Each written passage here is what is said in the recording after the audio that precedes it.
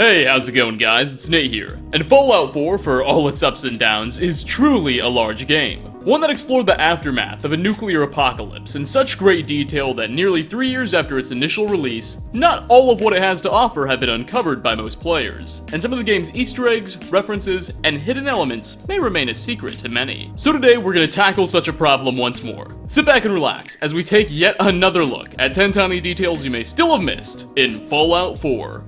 Part 5, I think. Maybe. I don't know, it says it in the title. Starting off, raiders are generally seen to be evil, heartless maniacs who spend their free time looting, robbing, and killing innocents. And typically, such a perception is more than accurate. However, just north of Somerville Place, on the southwest corner of the map, the sole survivor can find a raider with an entirely different side.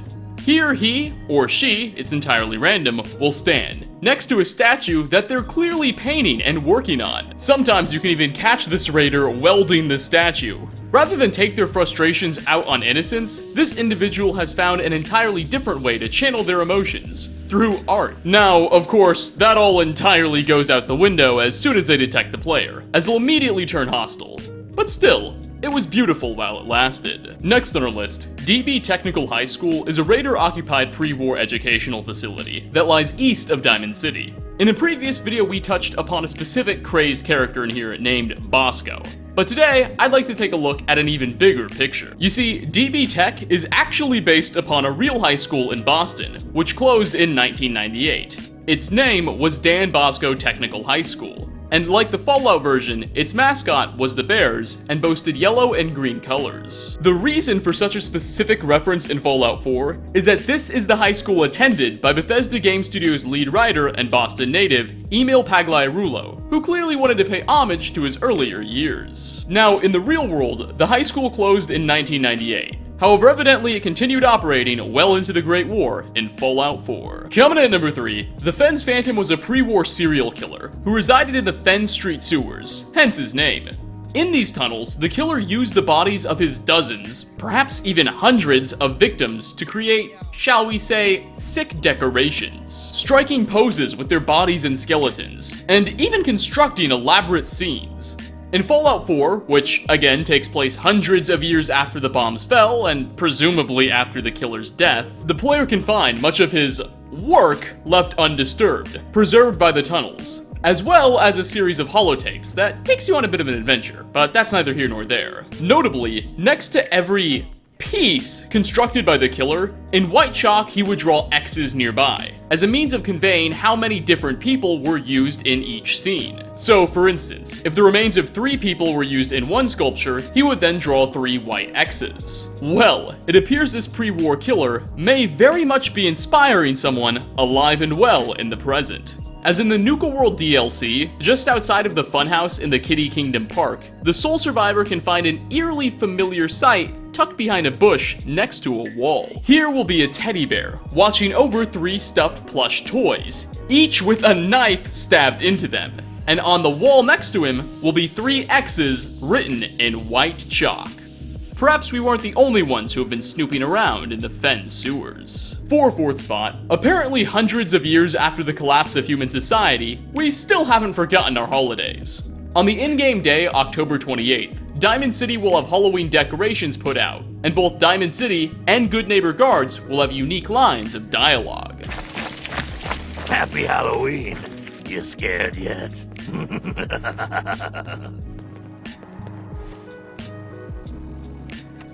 Furthermore, on Christmas Day, December 25th, Diamond City will get festive once more, and its guards will have more unique phrases to be heard. Though, in my playtesting, that spirit unfortunately didn't extend to Good Neighbor. Halfway through at number 5, while Diamond City remains fresh in our minds and close to our hearts, in the stands of this once iconic ballpark, just behind the elevator platform to the mayor's office, the sole survivor can find a chair that stands out quite a bit. One specific seat has the word Spivey carved into it. Now, this is a clear reference by Bethesda to something. But frankly, I'm not entirely sure what that something is. With Diamond City of course being based off of Fenway Park, home of the Red Sox, I first thought this could be a reference to a Red Sox player. However, I couldn't find any with the name Spivey. Nor were there any Bethesda Game Studios staff members with the name Spivey either. It could possibly just be an inside joke referencing a developer's nick or pet name, but frankly, this remains a mystery. 6th, Layton Towers are 2 pre-war apartment buildings, currently occupied by raiders east of Diamond City. When on the 4th floor of the main building, as you battle your way through raiders in what was once someone's bathroom, you can find something quite odd in a bathtub. There will lie a cutting board, a dead fish, a wooden toy block with the letter Y facing up, and a stick. At first, this seems to be just what's left over from some raiders' meal preparation, but to longtime Bethesda fans, this has far greater significance. Long ago, before even the Elder Scrolls III Morrowind was released, a game that predates the fall of Constantinople, a user on Bethesda's community forums would greet new users with a message offering them a fishy stick. It caught on and sort of became a meme among the community and Bethesda themselves. And after all this time, someone at Bethesda evidently remembers. Next, we're gonna set our sails for the irradiated waters offered by the Far Harbor DLC. All around this once prosperous fishing island are the sunken ships of those unfortunate enough to be enjoying an Autumn's Day boat ride at the time the bombs fell. Boats that once brought happiness and adventure now serve as the metal coffins and tombstones of many fallen individuals. But in one such collection of sunken ships, in a lake north of the Nucleus, the faction headquarters for Far Harbor's Children of Adam, is a sight recognizable to any modern film aficionado. Here can be found a floating door, with a skeleton atop of it and another skeleton hanging onto it. This, of course, is all a reference to the 1997 movie Titanic, where in one of the final scenes, the protagonist, Rose, manages to survive the sinking of the RMS Titanic by taking refuge atop a pile of wreckage, and avoiding the freezing waters. Though her love interest, a young man named Jack, isn't so lucky, and is condemned to pass away in the seas due to James Cameron's need to kill off a lead character. Coming in at number 8, we have yet another pop culture reference. Just outside of the Boston Public Library, which is east of Diamond City, is a Polo Whiskey preservation shelter. And what's inside might seem expected at first. Within its radiation-proof steel walls will be a skeleton, clutching a number of books and a pair of glasses on the floor. But you have to wonder, what type of rational person would carry their books with them as they ran screaming into a nuclear bunker amidst certain annihilation? Well, this seems to be an allusion to an extremely popular episode of the 1950s TV show, yes, they had TV back in the 50s, The Twilight Zone, famously titled Enough Time at Last. This short told the tale of a man who loved to read more than anything, but could never find the time.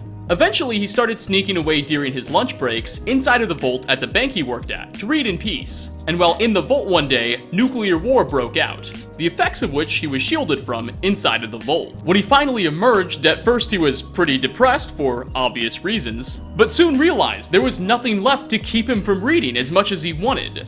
Though the episode concluded with him tragically breaking his reading glasses, and never being able to read again, hence the glasses on the floor. It's actually a really depressing episode, but hey, the more you know! Getting close to the end here at 9, the magazine set Taboo Tattoos offers the sole survivor new potential free tattoos to unlock at any facial reconstruction surgeon. There's a total of 5 out-of-order collectible issues for you to find on your travels, throughout what remains of the Commonwealth. Well, issue number 12, titled Skulls Are Hip, which grants you a radioactive skull tattoo available for the sole survivor's forehead, has one entity on its cover we all can recognize. A skull at the bottom left-hand corner of the front page boasts the classic iron helmet seen in the Elder Scrolls V Skyrim and many of its game trailers. A very nice touch by Bethesda, but unfortunately we never get a chance to use that tattoo on our character. And finally, last on our list, we have something very simple. The Seesaws, which can be found at a couple children's playgrounds in the Commonwealth, actually have physics attached to them and can be ridden and played around with by the character. Move to one side and the other side will rise. Move to another and that other side will rise. If you manage to center your weight, then the seesaw will flatten. There's not too much more to say about this one.